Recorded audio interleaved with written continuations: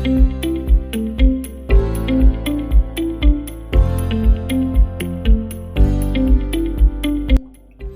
To mister and missus 360. நம்ம இன்னைக்கு பார்க்க போகிறது வீட்டிலேயே மொறுமொறுப்பான மெதுவடை செய்கிறது எப்படி. அதுக்கு நான் 2 கப் உளுந்தும் 1/4 கப் அரிசியும் பச்சரிசி சேர்த்துக்கோங்க. சேர்த்து ஒரு 2 மணி நேரம் ஊற வச்சு எடுத்து வச்சுருக்கேன். இப்போ இதை நான் கிரைண்டரில் சேர்த்து அரைச்சி எடுத்துகிட்டு போகிறேன். இதை நீங்கள் மிக்சிலையும் அரைக்கலாம், பட் ஆனால் கிரைண்டரில் அரைச்சிங்கன்னா உளுந்து நல்லா பொங்கி வரும். உங்களுக்கு மெதுவடை ரொம்ப சாஃப்டாக இருக்கும். கொஞ்சம் கொஞ்சமாக தண்ணி சேர்த்து நல்ல கட்டியாக மாவை அரைச்சி எடுத்துக்கோங்க.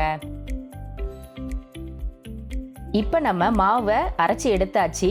அடுத்து நம்ம வடைக்கு தேவையான பொருள் எல்லாம் ஆட் பண்ணிடலாம். ஃபஸ்ட்டு 1 கப்பு பொடியாக நறுக்கின பெரிய வெங்காயம்,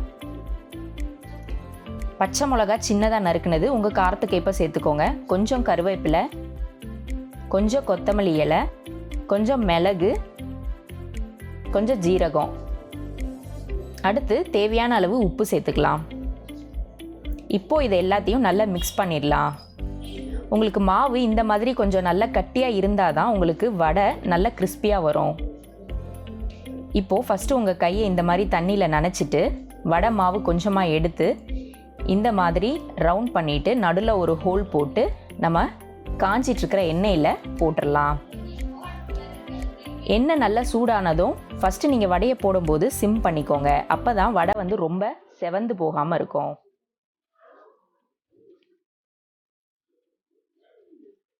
இந்த மாதிரி வடையை நல்லா திருப்பி போட்டுக்கோங்க. இப்போ பாருங்கள், நல்ல கோல்டன் ப்ரௌனாக வந்துருச்சு. இப்போ நம்ம இந்த வடையை எடுத்துடலாம். பாருங்கள், பார்த்தாலே தெரியும் வெளியே எவ்வளோ கிறிஸ்பியாக வந்திருக்குன்னு பாருங்கள்.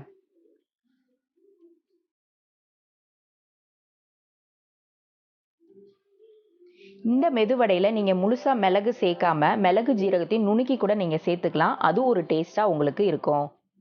இப்போ இதே மாதிரி நம்ம மாவில் எல்லாத்தையிலையும் வடை போட்டு எடுத்துடலாம்.